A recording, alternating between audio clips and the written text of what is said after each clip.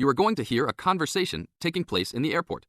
First, you have some time to look at questions 1 to 7.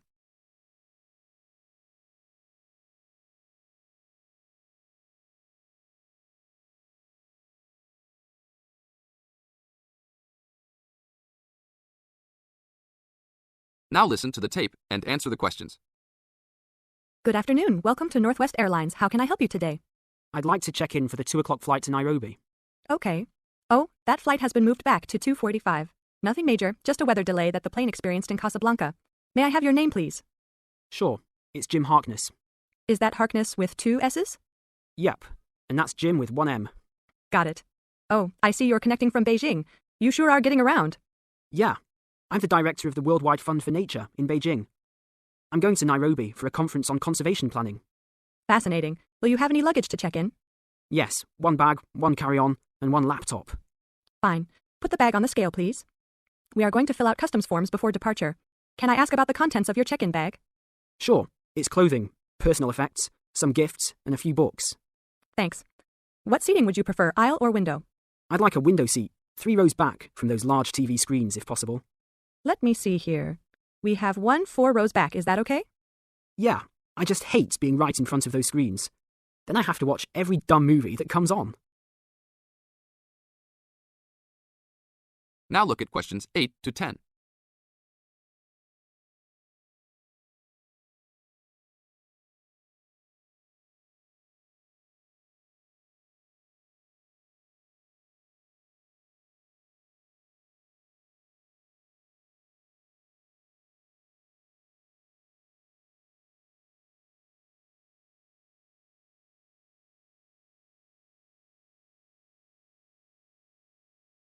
As the talk continues, answer questions 8 to 10.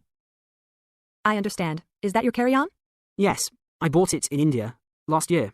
It sure is a nice bag. Unfortunately, I think it's too big for the overhead storage compartment. Maximum dimensions for carry-on baggage is 16 inches wide by 10 inches high by 21 inches long. Oh, well, it's okay with width and length, but it's 12 inches high. Are you sure that it won't fit? I've squeezed it in before. No, I'm sorry. You'll have to check it in with an agent prior to boarding. All right, it's no big deal.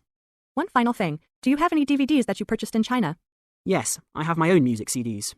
Okay, that's fine. We're not allowed to transport DVDs. We're working on controlling copyright regulations imposed by WTO. Sure, I understand. Is that everything? Yes, it is. You have a wonderful flight now. Thank you. That is the end of part 1. You now have half a minute to check your answers.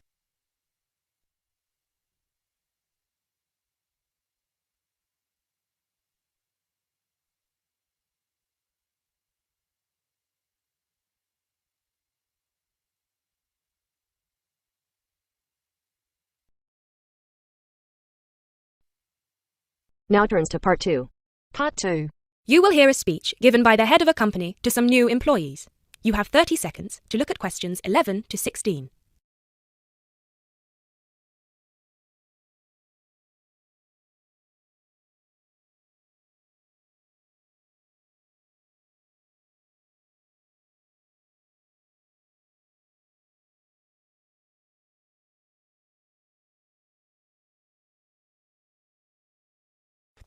First of all, a warm welcome to Barker's Country Safaris. We're delighted to have you all on board for this season. I know you've all been told a bit about the company when you had your job interview, but I thought it would be worth telling you a bit more about ourselves.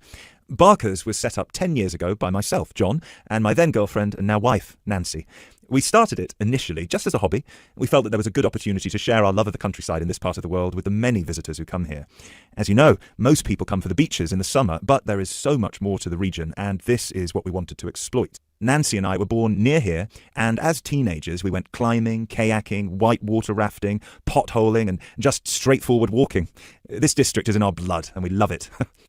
While we were still at university, we started taking small groups of visitors out into the national park in Nancy's brother's old Land Rover. We'd drive them around the back lanes and into the forest. We'd also organise rock climbing tours for friends of friends. Then, each year, without us having to advertise, people came back to us to ask for more excursions and trips. So, 5 years ago, we gave up our other jobs to focus full-time on Barker's Country Safaris. Now, 2 years after that, we set up the activity tour part of the business, and 1 year ago, we expanded into organising activities for school groups during term time. Obviously, this was a massive challenge with all the health and safety requirements, but it's proving a great success. You now have 30 seconds to look at questions 17 to 20.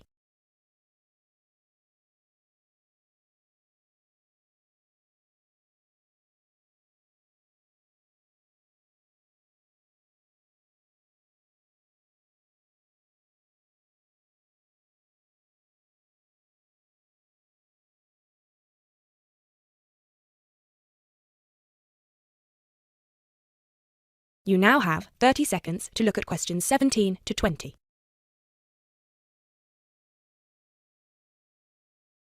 Anyway, we'll certainly not be dealing with school parties during the summer holidays.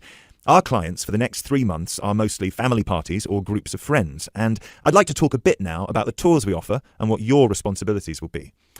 Our most popular excursion is the Woodland Tour and Trail. Now, often this is sold out and we have all of our 10 jeeps in convoy with 8 people in each jeep. It's a lot of fun.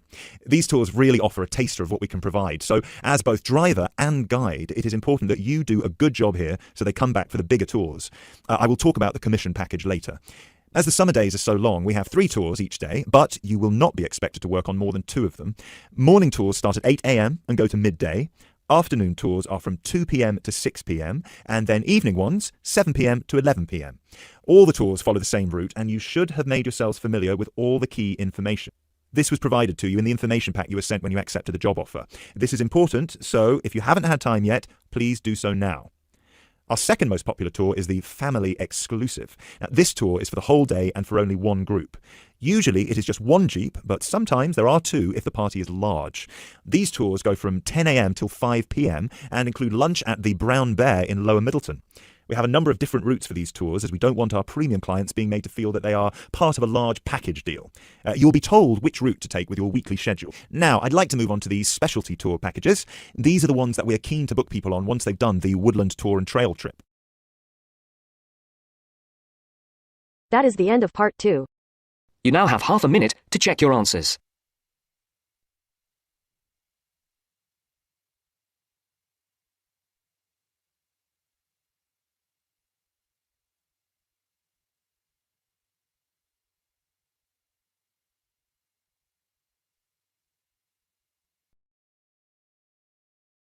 Now turns to part 3. Part 3. You will hear a conversation between a university student and a librarian about using the city archives. First, you have some time to look at questions 21 to 24.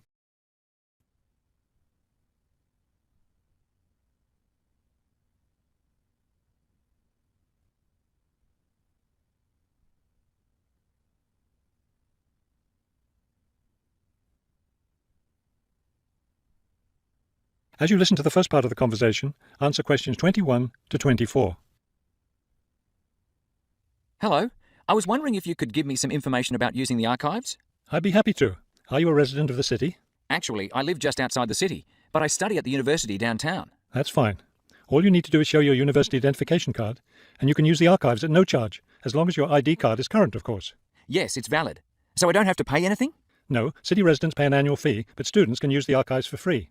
Everyone else needs to get special permission from the director, but that doesn't apply to you, of course. Oh, good. I was also wondering about the schedule. I have classes every day, Monday through Friday, and I also have a part-time job, so I could really only use the archives on weekends. That's not a problem at all. We're open all weekend.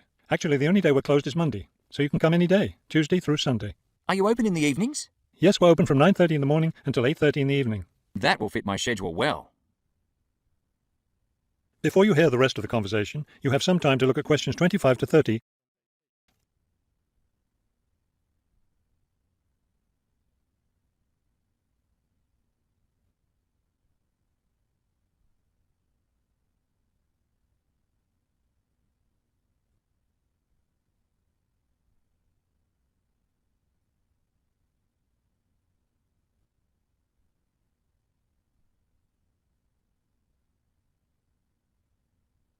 Now listen and answer questions 25 to 30. Is there something else I can help you with? Yes. One thing I'll be needing to see for one of my class projects is old photographs. Do you have photographs of the city in the 19th century that I could look at? Yes, we store all the photographs in the basement. Those stairs over there will take you down to the photography collection. Just tell the librarian there what you're interested in, and he'll help you. Those would be 19th century photographs? Yes, the entire collection is there. Now, if you're interested in seeing documents from the 19th century, those are right here on the ground floor. I would like to see some of those documents. Does that collection include newspapers too? No, all the newspapers from the earliest ones in the 18th century up to the current time are on the second floor. Here, let me just give you this map of the archives and you'll be able to find whatever it is you need. Thank you.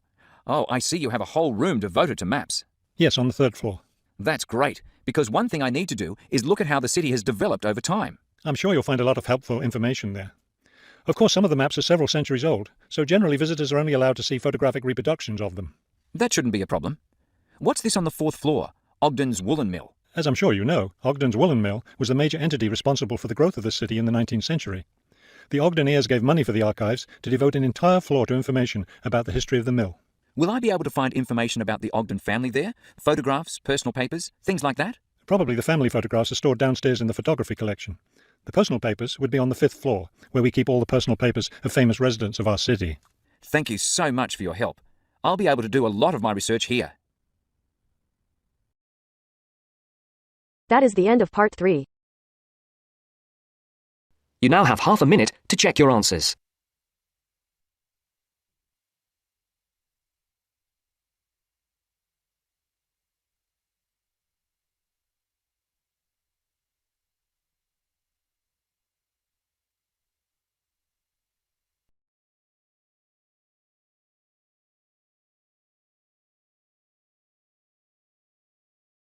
Now turns to part 4. Part 4.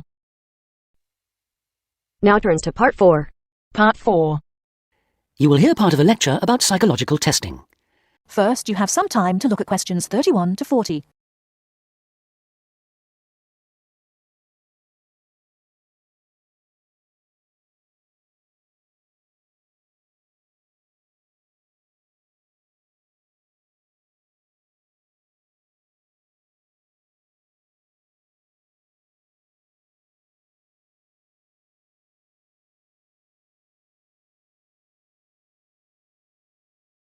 Now, listen carefully and answer questions 31 to 40. Hello, my name is Alexandra Blaby, and today I'll be talking about one of the ways in which personality can be assessed, psychometric testing. Psychometric literally means measuring the mind, and there are many carefully constructed tests which attempt to carry out this process. Probably the most common use for these tests is to help people find out the careers that most suit their personality. Many employers ask new job applicants to take a psychometric or personality test as part of their selection procedure. One of the features of this type of test is that there are no right or wrong answers to the questions. For this reason, it would be more accurate to call them assessments rather than tests. There are 4 main types of personality tests currently in use. These are questionnaires, ratings tests, projective tests, and objective tests. Let's start by considering questionnaires, as these are by far the most common method. Here, subjects are asked between 50 and 100 questions about themselves. A typical question might be, do you enjoy spending time alone? There are 2 advantages to questionnaires. Firstly, they are easy to administer, and secondly, the questions are answered by the person who knows the subject best, themselves. By contrast, a ratings test is done by someone who knows the subject well rather than the subjects themselves. A rater might be asked, for example, to agree or disagree with a statement about the subject. A typical statement might be, he laughs a lot. The effectiveness of ratings tests depends on how well the rater knows the subject. Projective tests ask the subject to make sense of information which is unclear in some way. In the famous ink blot test, for example, subjects have to say what a patch of ink on a piece of paper looks like to them. Finally, objective tests. In these tests, the subject has to engage in a physical activity. How they do it will tell the tester something about their personality. For example, the subject might be asked to blow up a balloon until it bursts. From observing how the subject does this, the tester will be able to say how timid or brave he or she is.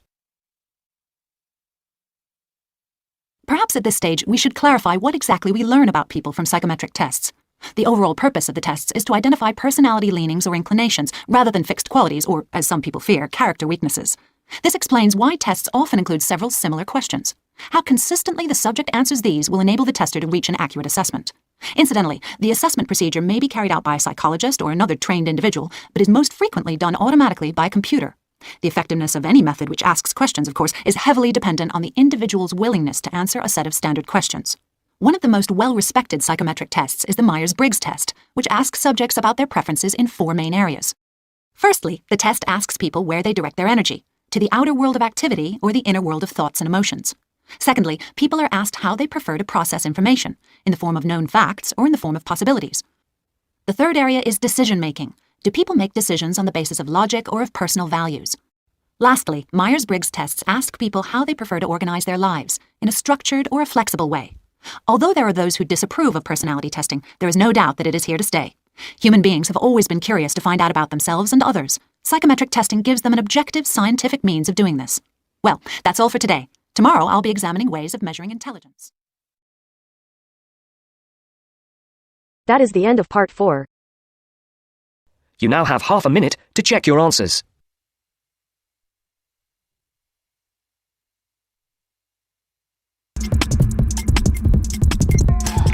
More carrots. Don't tear it. More carrots. Where's Garrett?